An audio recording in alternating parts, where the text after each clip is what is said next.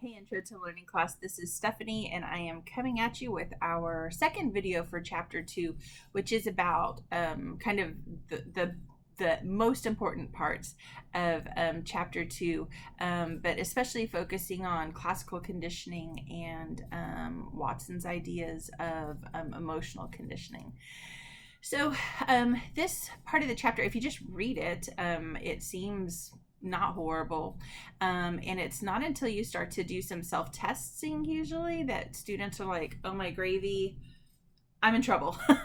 Because it's so easy to confuse the concepts in this chapter. You've got the word classical conditioning, and so everything's like conditioned response, conditioned stimulus, unconditioned stimulus. Everything just sounds really similar. So the best way to tackle this chapter truly is for you to just put in some work and start to memorize this stuff, and then test yourself on it with some application type stuff. So in our class folder, you will see some links to some practice websites that I think are really good for classical conditioning. The biggest problem with them is that they're trying to train students to tell the difference between classical conditioning and operant conditioning, which is fine. That stuff is important. That's on this next exam of ours. But we haven't done operant conditioning yet. So what I tell students is spend the first couple days trying to study just the classical conditioning. When we get to operant conditioning, then you can maybe get more out of some of those websites. So classical conditioning is something that is important. I mean, certainly we have good evidence that animals, including us, learn through classical conditioning. Ivan Pavlov is the person who discovered classical conditioning way back in the early part of this century. And Ivan Pavlov was this, to me, I think he's this really interesting man. He is known for his work on the digestive system of dogs. In fact, he won a Nobel Prize, and he's no slouch. He's a really excellent researcher. He's not a psychologist, you guys.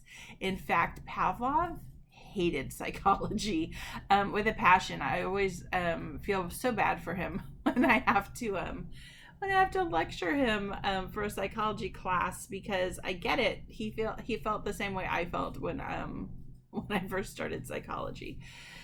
So Pavlov makes this huge contribution to learning science, and it turns out that we talk about him a lot in psychology. For Pavlov, he was really not interested in psychology. He was interested in learning about the digestive system of dogs, and he kept having this problem in a particular experiment where these dogs were salivating before they should have been salivating. And he has to figure out why. Like I said, he's an amazing researcher, and he starts to conduct a series of experiments to figure out what it is that's causing these dogs to salivate before they ought to be salivating.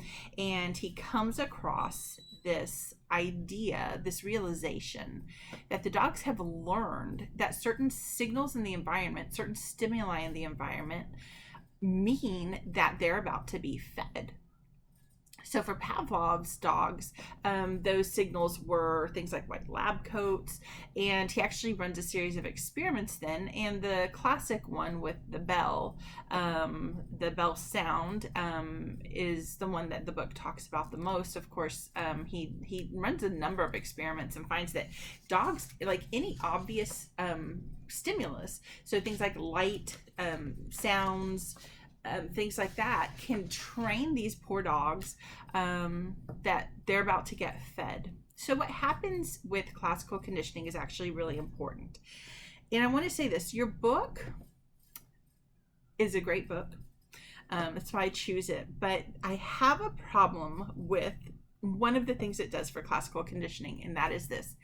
It kind of ignores the neutral stimulus. So it has it in one of the slides, and I have that slide for you guys on our PowerPoints. But if you actually look at the book and you're looking at like the definitions for the chapter, it doesn't really include the neutral stimulus within the chapter. And so this is problematic because the neutral stimulus is actually really important.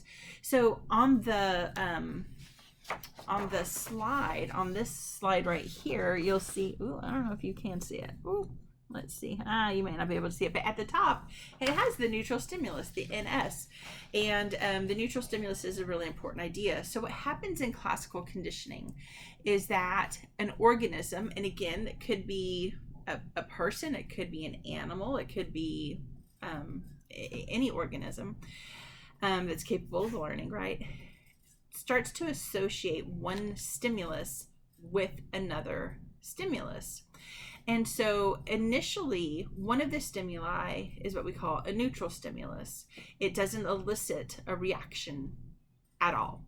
And the other stimulus naturally causes a reaction.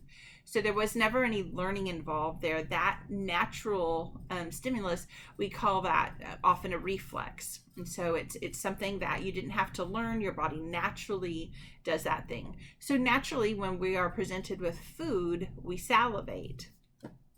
But when we are presented with a bell, we don't salivate, we don't do anything, right? When the light turns on, we don't salivate, we don't do anything. So the bell is what we call the unconditioned stimulus. So when I was learning this stuff, for me, the ideas of like unconditioned, conditioned, all of that were difficult to say the least. I kind of struggled with it, and I think most students do. I don't think that was just me. But what I did in my head, and I'm going to share this with you, you can use this tactic or not, but I replaced the idea or the word of conditioned, I replaced it with learned. So the unconditioned stimulus becomes the unlearned stimulus. In other words, there's no learning that takes place, right? It's the natural reflexive stimulus. And that unconditioned stimulus causes the unconditioned response. So food, the unconditioned stimulus, causes this response, salivation, that's just a natural unlearned response. You never had to learn to do it. It's something your body automatically does. So it's kind of like a reflex. Okay. But what happens in classical conditioning is that we're going to take a neutral stimulus, like a bell, like a light, something like that, and we are going to pair that thing closely in time. So one of the things that we talk about in conditioning and classical conditioning is the idea of contiguity. So things don't just happen one after the other. We want them to happen closely in time, one after the other. So if I start to want to train you to salivate to something besides food that you don't naturally salivate to, that neutral stimulus, if I pair that neutral stimulus with the unconditioned stimulus enough times, I can actually get you to salivate to that neutral stimulus. At that point, the neutral stimulus is no longer neutral. It is causing a reaction, right? So that neutral stimulus morphs into what we call the conditioned stimulus, and it causes the conditioned response. So a couple of things here. So the neutral stimulus and the conditioned stimulus are always the exact same thing. Okay, does that make sense? So the neutral stimulus morphs into the conditioned stimulus. The unconditioned response and the conditioned response are always the same thing. Both here, salivation. All right, so let's think about this. So we're going to use the bell example. So I have a bell. I test it on the dogs. It doesn't cause any reaction. I give the dogs food and they salivate. That is a classic reflexive reaction. So food, the unconditioned stimulus, causes salivation, the unconditioned response. I want to train this dog to salivate at the sound of the bell. So I ring the bell and then very closely in time present the food. So ding-a-ling-a-ling, here's your food. And if I pair that bell sound with the food enough times, most dogs will learn that the bell means they're about to get fed. And they start to salivate then at just the sound of the bell. The bell now is causing the reaction. So the dog has learned that the bell means that food is coming. And so the bell now is the conditioned stimulus, and the dog is salivating to the bell. So that's the conditioned response. Okay, so when we talk about it like that, it doesn't seem that hard. And it's not really hard. I mean, the principle of classical conditioning is actually relatively simple. It's not that complex. It's just getting everything straight, being able to recognize what's the neutral stimulus, what's the conditioned stimulus, the unconditioned stimulus, the unconditioned response, and the conditioned response. That's what takes some work on your part. Once you have that down, though, you can kind of take apart all kinds of examples. So online, on our class Blackboard page, I have a video for you to watch. It's of a classical conditioning of a college student, and that's a fun one. So I want you to watch that and break it down. Pause it after you see the initial experiment, so that you can determine for yourself which is the unconditioned stimulus, what's the neutral stimulus, what's the unconditioned response, what's the conditioned stimulus, what's the conditioned response, and see if you get it right. And then if you don't, then rewatch the video. But do try to pause it in the middle there so that you don't see the answers. Figure it out, and then if you've got it right, awesome. And if you're still struggling with it, that's okay. You can watch it a couple more times and use it to help you understand the concept. So classical conditioning by itself is really not too difficult to understand. The biggest issue with classical conditioning that I think most students confuse or don't really understand is that we talk about learning, but it's not like this conscious learning. So the dog isn't saying to itself, oh, there's that bell. That must mean I'm going to get food. All of this is happening under the level of consciousness. So when you have been classically conditioned, you're not necessarily consciously aware of the learning that has occurred. And for some students, that sounds really weird, but the reality is this: you do a lot of stuff every day that you've learned to do that you don't necessarily do at a conscious level. So try writing and paying a lot of attention to like every little stroke you're making, and it's almost impossible to do because it's become this automatic response almost for you. Reflexes are automatic responses. There's no learning involved, and so again, there's not necessarily a conscious component to it. You kind of react, you're kind of automatically doing these things. So even though we say like the dog realizes, it's not a conscious realization. I think that's actually really important to kind of point out. So like we said, in classical conditioning, probably the most important component here is that you have got to have this contiguity. You are looking for closeness in time. Some students start to think that the food is acting as some kind of reward or reinforcer for the animal. But again, we would not talk about any such thing in classical conditioning. Classical conditioning is about contiguity. In chapter 4, we're going to study operant conditioning. And in operant conditioning, that's where contingency starts to matter. But here in classical conditioning, contingency does not matter at all. Contiguity matters, not contingency. All right, so your book talks about variations in the classical conditioning patterns. I'm not that concerned that you understand these at a deep level. So these can be kind of understood just very quickly. Trace conditioning is probably what most researchers use, either delayed or trace, where the the neutral stimulus is happening before the unconditioned stimulus. In delayed conditioning, it begins before and then it continues through the presentation of the unconditioned stimulus. So those two are probably the most common. We know that animals learn better when the conditioned stimulus is presented before the unconditioned stimulus. So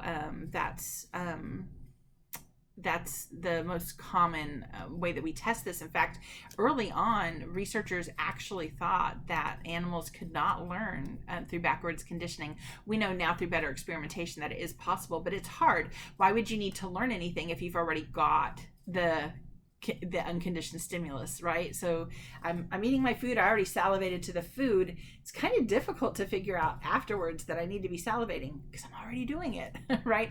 And so backwards conditioning is kind of difficult, but we can get animals to salivate through backwards pairing. It's just and not just salivate. We can do it with all kinds of stimulus. It's a harder task for an animal to learn.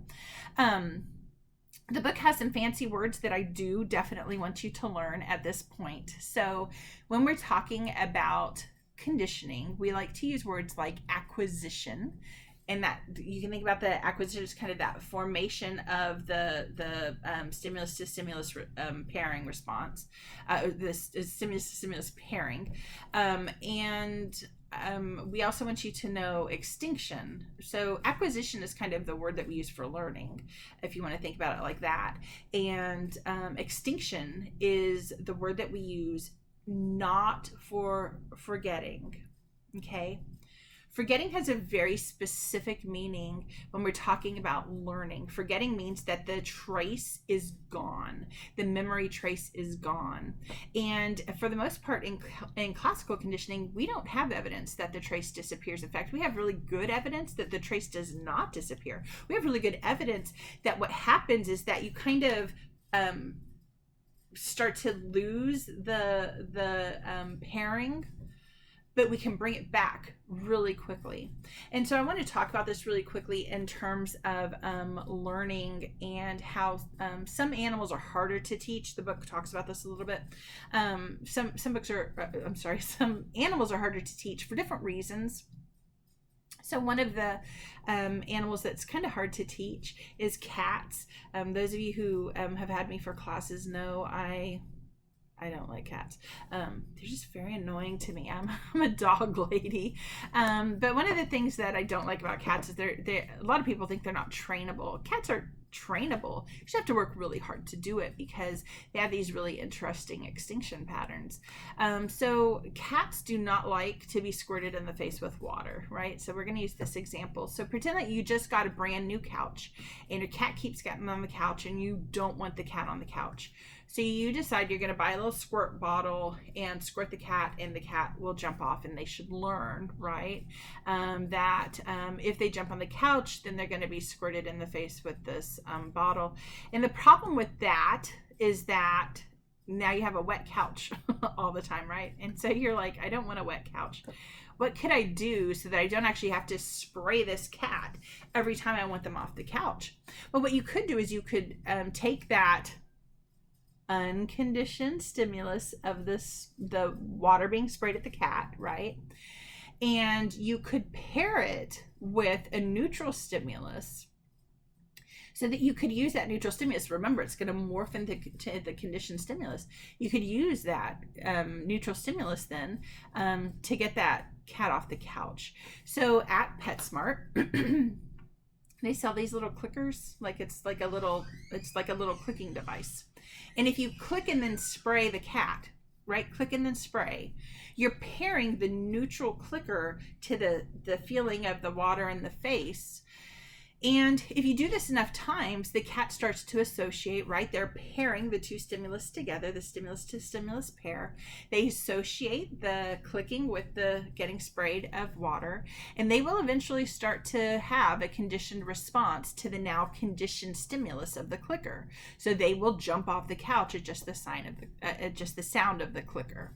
So in this example, we've got a neutral stimulus of a clicker. We pair it with the unconditioned stimulus of the spray bottle.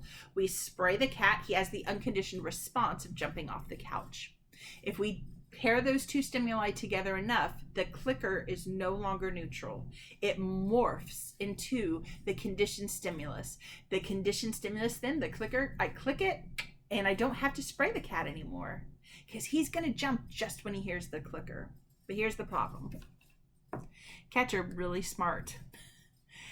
So if you do that just a couple times and you've got just the clicker, the cat starts to realize she's not spraying me with water anymore, right?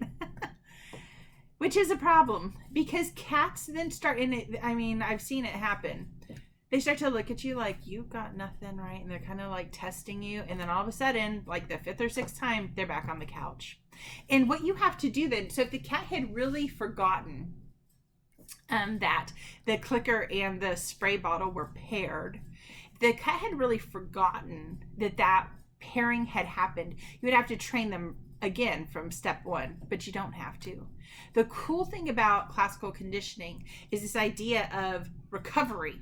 And so when a response starts to wane, decrease, or even completely stop, like the cat starts to jump back on the couch, you can kind of repair it. And usually for cats, it only takes a single repairing. So you click and spray, and the cat immediately starts to behave itself again. Now, you don't have a lot of time with a cat. You're going to get to do the clicker about 5 or 6 more times before it starts to get hip to the fact that you're not spraying it again. And the more you do this, the cat kind of recognizes that, hey, you know, I might get sprayed this time. They become cautious. Again, I'm acting like this is conscience. Like there's it's like a conscious decision that the cat's making, but that's not necessarily true. But I'm using this as the example, right? So the cat starts to maybe last 8 to 10 times.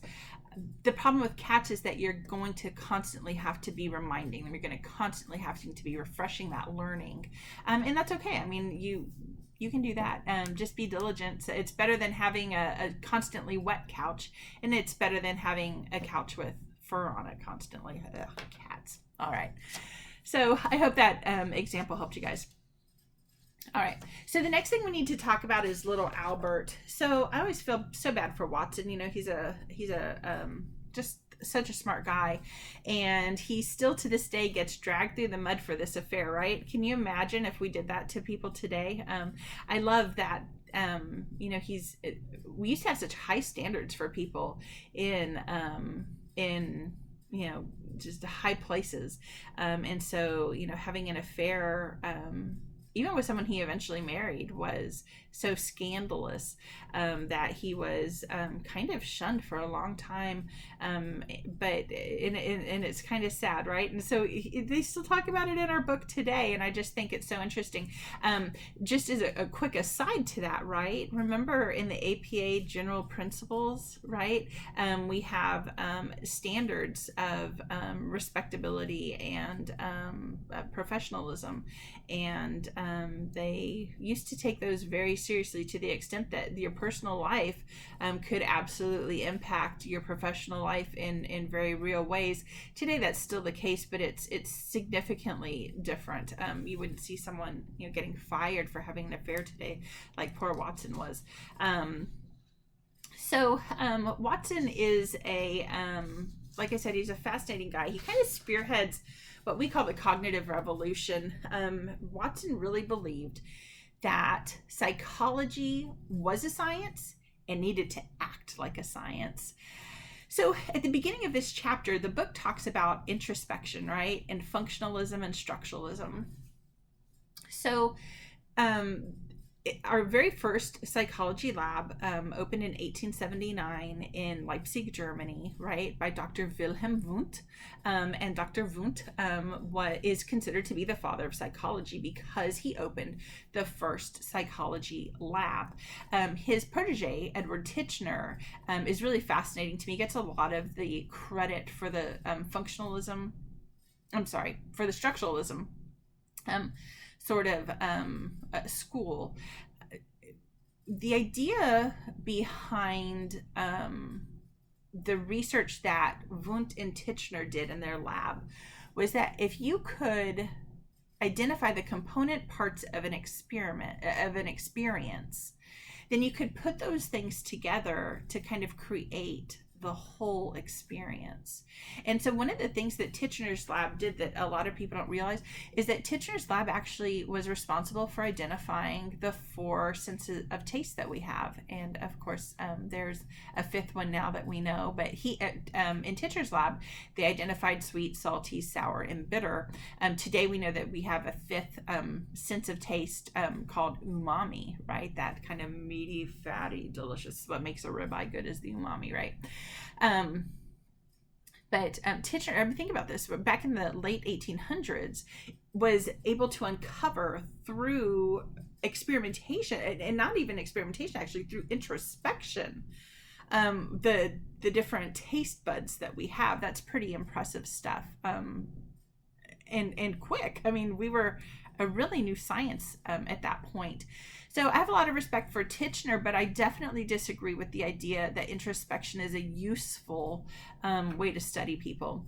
So when we talk about this in class, one of the things I always ask, and I want you to kind of, if you need to pause this, pause it. I want you to really think about this. Have you ever had a time in your life where you're experiencing something and you're not even sure what you're going through?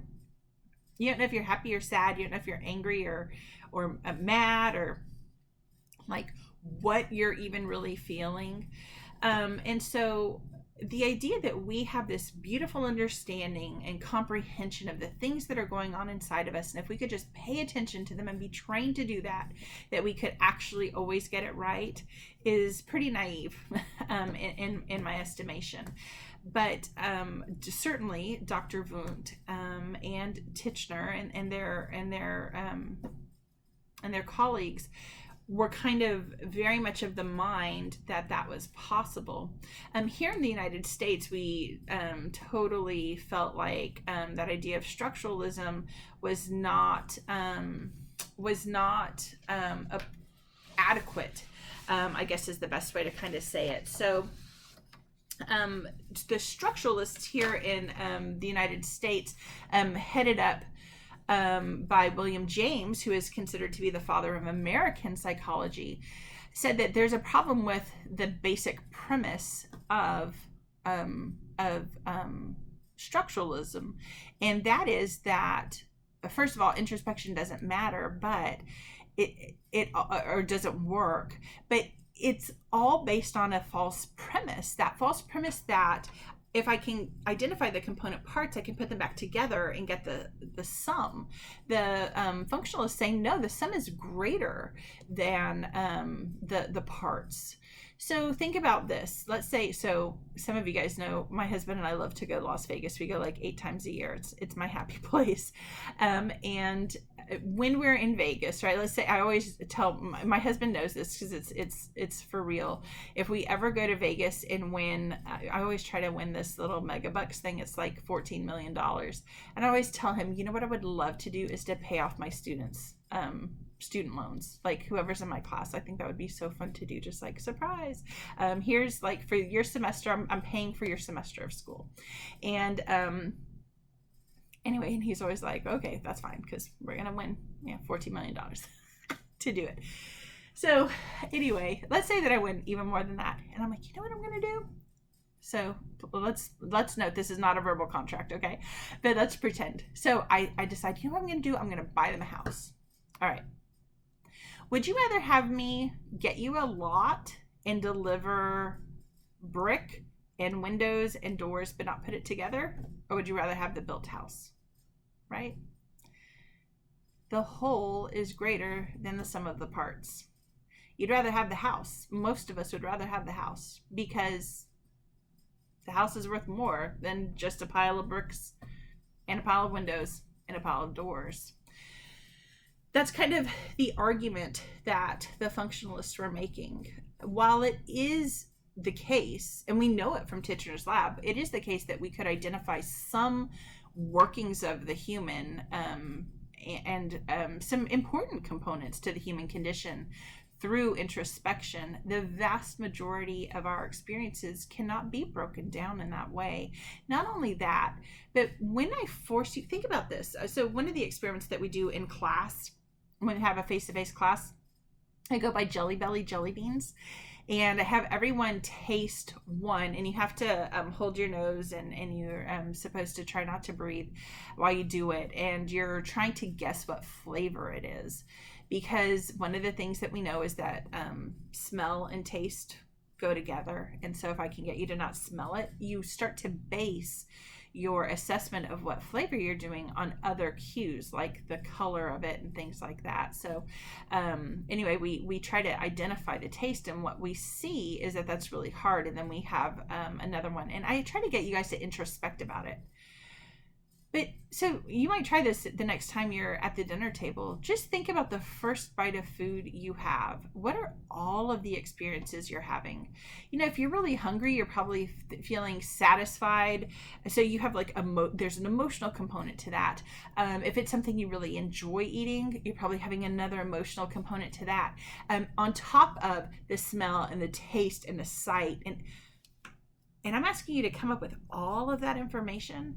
You're eating your food differently as well.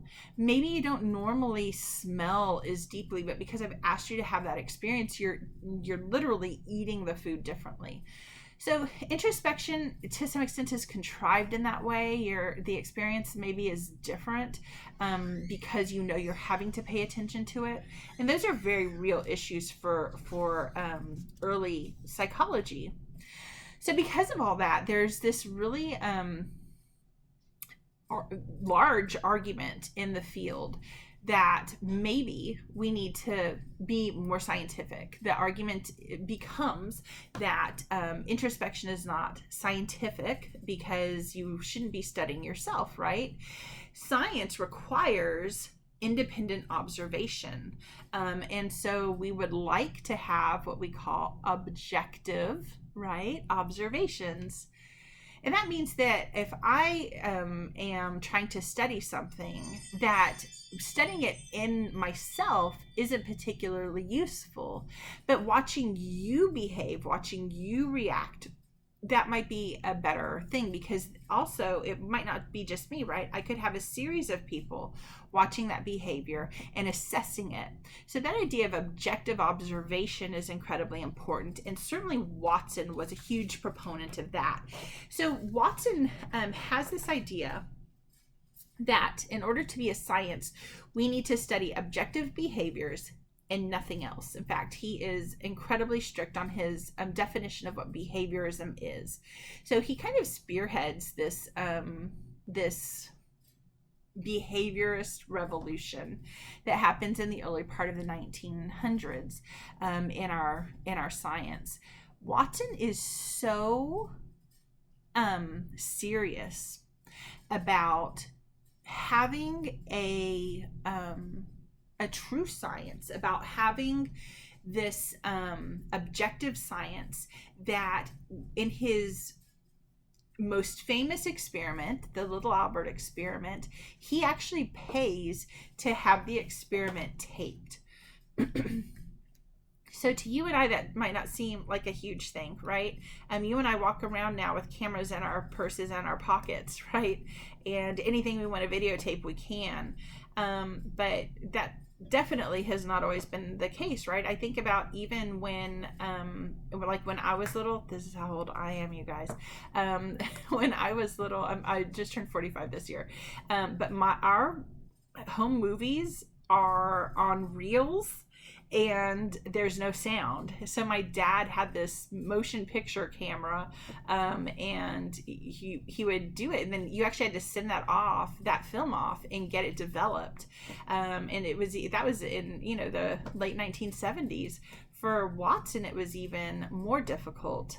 He actually had to hire people to come in and do this setup for him, and it was an expensive task, but he truly believed in this idea of objective science. What I love about that is that today you and I can watch that video and we can argue about, do we think that classical conditioning happened like Watson thought it happened? So on our Blackboard page, I have some of the original footage from the Little Albert experiment for you to watch. I hope you'll take a look at it. It's only like 6 minutes long, I think 6 minutes and 10 seconds, something like that. but it's important. And I want you to pay attention to a couple of things as you watch that video. So the first thing is I want you to notice, are there differences between how the animals are initially presented to Albert and how they are presented the second time? So after conditioning. I also want you to pay attention to what the video says in the middle. Watson did not actually tape the most important part of his experiment, which was the conditioning of little Albert. And he did not do that because he thought that it would be upsetting to people if they watched it. So can you even imagine what he would think of like TV today? I'm like, oh, get ready for this, Watson. It's about to get crazy in here. So poor Watson. I mean, the innocence of the 1920s, right? So he is fascinated by this idea of classical conditioning. In particular, he believes that emotions, at least to some extent, are conditionable. So some people might say that if it's true that an emotion is a reflex, just a different kind of reflex than the physical reflexes that we condition in classical conditioning under Pavlov's theory, then we should be able to classically condition emotions. And Watson was sure that it could happen. So if we had a face-to-face class, I would be showing you a video to show you that, at least to some extent, emotions are reflexive. So many years ago, I used to show this video in class that would make even the most hardened person in the class cry. And that was horrible, because we would all, I would end a class like that and say, we're gonna talk about this next time, and so they'd all leave and they were in tears. It was horrible. But about, I don't know how many years ago now, 8 maybe years ago, Anderson Cooper was doing a story, and he was doing a story on Gerard Depardieu. Gerard Depardieu had peed on an airplane, and in this little story that Anderson Cooper was doing, there's like 80 puns referring to going to the bathroom. So like yellow journalism, and it's pretty funny stuff. Anyway, Anderson Cooper starts to laugh in the middle of this uncontrollably. He cannot regain his composure, and he's a pretty good reporter. He cannot regain his composure, and so he's just there laughing. What happens though when we see and hear another person laughing is that we tend to start to laugh as well. And so if it is the case that we respond, right, this is the reason they have laugh tracks in horrible TV shows, right? It's a way to get you to laugh at things that really aren't that funny. And so it's like this reflexive thing where when we see an emotion, especially those of us who have high levels of empathy, we tend to react to that emotion in a similar way. Okay, so if it's true that emotions are to some extent reflexive, then there's no reason that we should not be able to classically condition them. So that's exactly what he does with little Albert. So I want you to watch the little Albert videos. Make sure you read the part of the book. I think that he so students ask me every semester, because what we do in class is I have you guys just have a discussion about it. We watch it, and then I don't really say very much. We discuss it, and students always at the end are like, so what do you think? So what do I think? I'm going to spoil everything by telling you now. Hopefully you've read the chapter by now. You may not have watched the video by the time you see this video, but hopefully you've read the chapter and you understand the experiment. I do believe, based on the video, that there is some classical conditioning that has happened. Albert clearly seems to want to get away from that little rat in a way that's different than he reacts to some of the other stimuli. So I do believe that the video seems to indicate some amount of classical conditioning. Do I believe that it is as broad and generalized as Watson argues? And my answer to that is no. So things like that. So that mask at the end, you guys, that is Santa Claus from the 1920s. That is like, I'm scared of that mask, and I have never been classically conditioned to be scared of Santa. I'm on the Elf Louise core committee for the silent auction and radiothon. I love Santa. That Santa mask is terrifying. And so do I think that he's scared of the white beard on that mask? I'm not sure.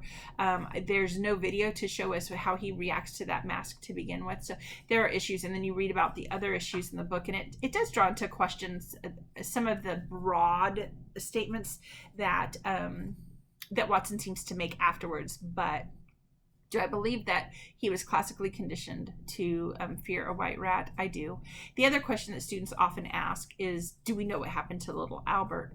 So for many years, there's all kinds of papers about this, you guys. And if you just Google like what happened to little Albert, there's all kinds of people who are convinced that like little Albert is my uncle because he was always afraid of white rats. So a couple years back, gosh, I don't remember what year, and I didn't look it up again. It's probably been about 12 or maybe even a little bit more than that years ago. A group of researchers actually went back and looked at some of the archival records in the hospital, and they believe that they did identify the little boy who was little Albert, and he actually passed away not too many months after the experiment. So a sad ending for poor little Albert, but he was a sickly boy. Remember, he's in the hospital. He's a hospital patient when he's in the experiment. So all right, so the last part of this chapter is about Edwin Guthrie. I think Guthrie is so interesting, and so I definitely want you to read about Guthrie. Focus on the idea of like, what does practice do for us? What does repetition do for us? Because in chapter 3, so in the next chapter, we're going to talk about some of those ideas when we talk about kind of the beginnings of Thorndike's ideas and some other researchers as well. So one of the things that I wanted to, so I think those components of Guthrie's theory are pretty straightforward when you look at them, but I want to talk about habits in Guthrie's theory, and I want to talk about specifically the ideas of breaking habits that Guthrie has. So Guthrie has 3 ideas of how you could break a habit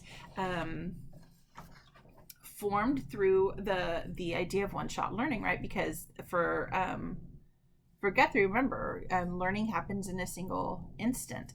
And again, so you've got to read that and understand that. But I want to talk about these 3 ways of breaking habits. So the 3 ways. So on the little, I like this little graphic from the PowerPoint. It's very useful.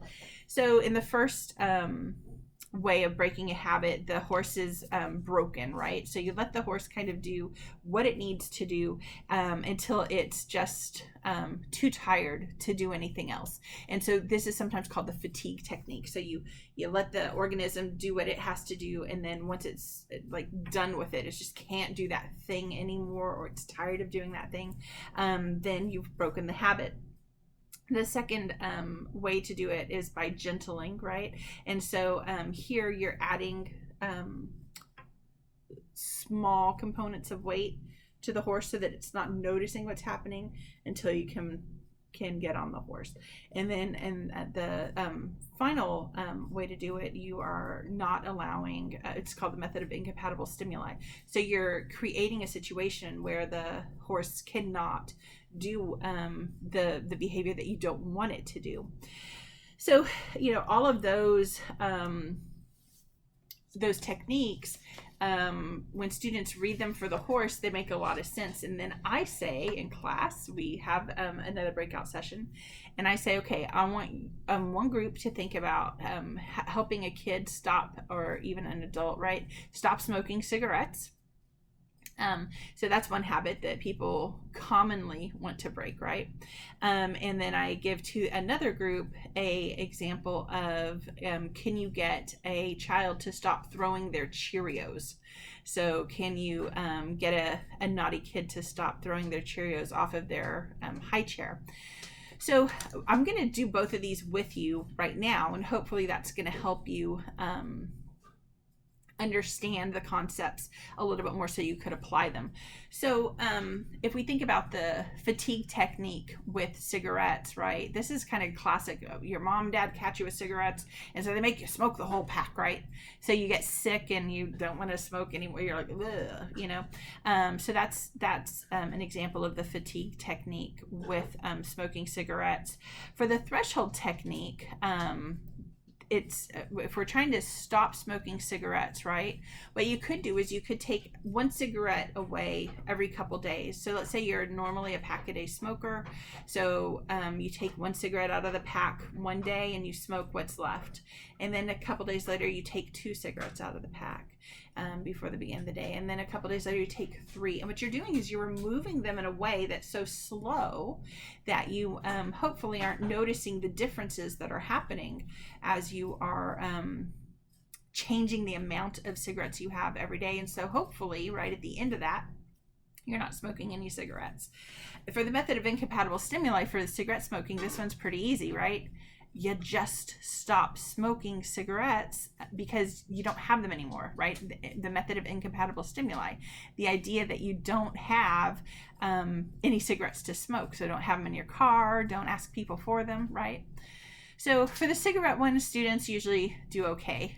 Where students normally get stuck is the Cheerios one. So I want you to think about that a bit. And if you want to, pause the tape, you can pause it. But so thinking about the fatigue technique, what you could do is just give the kid Cheerios and just load them up, and there they are. They're testing gravity, right? Piaget says kids are the ultimate experimenters, right? So they're testing their little stuff. My little granddaughter, some of you know I'm a grandma, she's 7 months old now, and so she is starting to test gravity, which I love. And we actually talked about it today at dinner because we were eating. She had already had her little food. She just started eating solid foods. She had already had her little dinner, and so we gave her some little toys, and she's dropping them off the high chair. And my husband and my son-in-law were kind of like, oh my gosh, she keeps doing it. And I said, well, you didn't leave it down there. I said, but remember this is how she's learning about the world, right? So every time she does it, you and I know it's going to fall, but Sakaria doesn't know that yet necessarily. And so anyway, just had that conversation today at dinner. So fatigue her. Just keep doing it, and at some point she's gonna get bored of throwing it down, and she'll do that behavior less, right? So that's the fatigue technique. For the threshold technique, there are a couple of other ways that you can think about that. So remember that the idea is that you're going to kind of give little bits until they realize it. If you've got a hungry kid in that high chair and you give them one Cheerio, they're gonna do what with it? I promise you, they're not going to waste it to the ground, right? So she's going to eat that. And as she eats it, and then you can start to put 2. And she should still be pretty hungry at that time, right? So here goes her 2 little and then 3. What you're doing is you're adding them on, but you've also created a habit of eating what you have. And so you can start to add more and more Cheerios. And if you do this the right way, you might... right? These things never work perfectly, but you might have less Cheerios on the floor. So that would be an example of the threshold technique. The incompatible stimuli technique, there's a couple ways to think about this. I love, it's one of my favorite things. I always want one. I've never gotten one for myself. You ever seen those gyro bowls? So they're like, they spin, and so if you drop them, it automatically closes. So it doesn't allow the Cheerios to fall. The bowl might fall, but the Cheerios themselves won't fall. Something else you could do is to put your hand on the Cheerios so that the baby can only get one at a time. There's a couple different ways to think about the method of incompatible stimuli with the Cheerios. Create a giant wall, right? That they can't throw them past. All different ways to think about that. So anyway, so I hope that you have had a good time with this chapter. I think it's a really great, I think it's an important chapter. What I want you to get out of this, though, one of the things I want you to get out of this chapter is the idea that the vast majority of learning that you and I do is not classical conditioning. It works really great if we are trying to train animals to do certain things. It can be really fantastic. But for human learning, the vast majority of what we do is not based on reflexes. So classical conditioning, while important, and we definitely need to learn about it, it's one reason why I choose this book, because we talk about it and then we go on to more important things. So this is one of the most important chapters for this upcoming test. Chapters 2 and 4 are the most important chapters. And so make sure you really study this chapter and know it. If you have questions, please send me emails. And I've already gone 10 minutes more than I always end up doing that, right? About 10 minutes more than I wanted to. Anyway, I will talk to you guys later. Have a great rest of your day. Bye.